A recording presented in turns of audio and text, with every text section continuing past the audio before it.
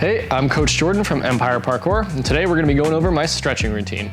Now, I made this stretching routine specific to parkour, so it's very legs focused, and it takes less than 15 minutes to do. So I'll walk you through it. So for all the stretches that I do on my list of stretches, I hold each one for 1 minute. So I usually do my left side for 1 minute and then my right side for 1 minute. Now, if you're gonna be following along and doing these stretches on your own, I recommend getting a warm up first or taking some like a hot shower before going, because it's always better to stretch while warmed up. That's why when we stretch here at the gym, we always do it at the end of classes after you've had that hour and a half of training to get your muscles warmed up. You also don't really want to do any training after holding these stretches because your muscles are not very good at contracting after they've just spent time being lengthened. So first one we're going to be starting with is at the bottom with our calf stretch. For this one, all you need is a wall or a box or something in front of you that you can put your feet up against. What I like to do is lean down on my back leg, get my toes high up on the wall with my heel close to the wall, making this leg straight. I'm going to push with my back leg to get my knee closer to the wall and lean into it.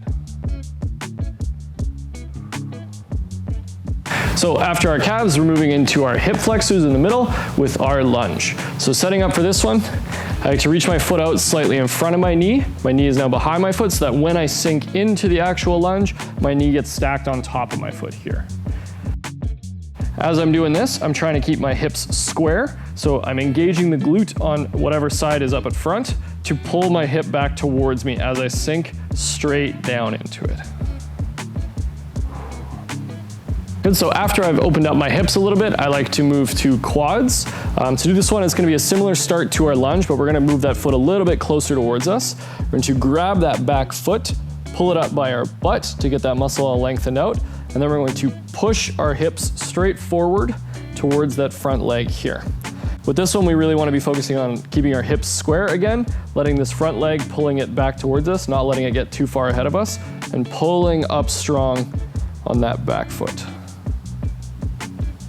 For a runner stretch, hitting our hamstrings down here, we're going leg out in front of us straight. We're going to be leaning down, trying to get our fingertips towards the floor, feeling a nice pull under here. Main mistake people make with this one is getting their foot too far out in front when they lean forward, getting their hips off center. So you want to make sure they're squared up by pulling this leg back with your glute muscles before you lean down. So moving further up, we're getting to our glutes, our big butt jumping muscles.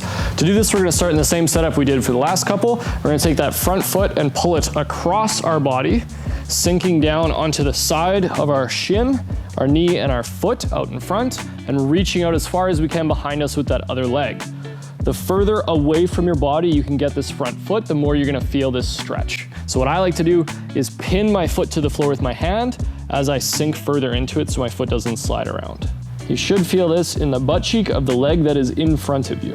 One important thing to watch with this one is a lot of people, once they start getting into the painful part of this stretch, will start to collapse towards the back. And main thing with this is keeping your hips squared off with the floor.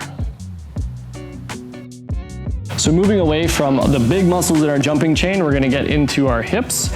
Most people, especially people who sit in a desk all day, have quite tight hips, so it's important to stretch them out.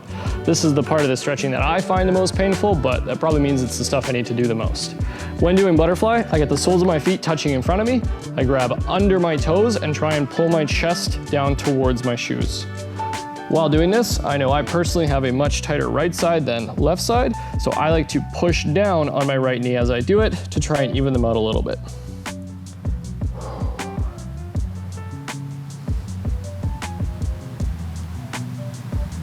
After I do the front of my hips, I like to switch it up, go a little bit further back into frog. So to set this one up, I go knees wide, I'm on my knees, I get my heels straight behind my knees, leaning weight down on my hands, I'm going to push my butt straight behind me.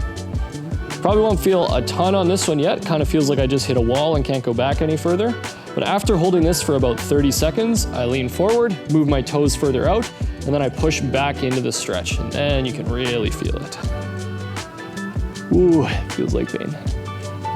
And last one, just to round it all off with some pain, because why not?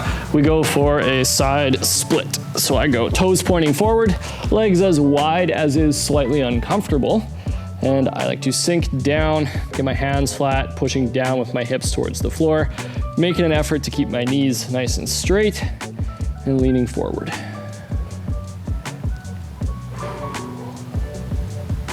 Thanks for watching my stretching routine. I hope it works out good for you. You should definitely try it out sometime at home or maybe after one of your own training sessions. If you want to modify any of the stretches in there because you like some more or don't like some of the ones I do, totally feel free to do that. If you do have any stretches that you think are really, really good for parkour that I missed, put them in the comments, let us know what you think.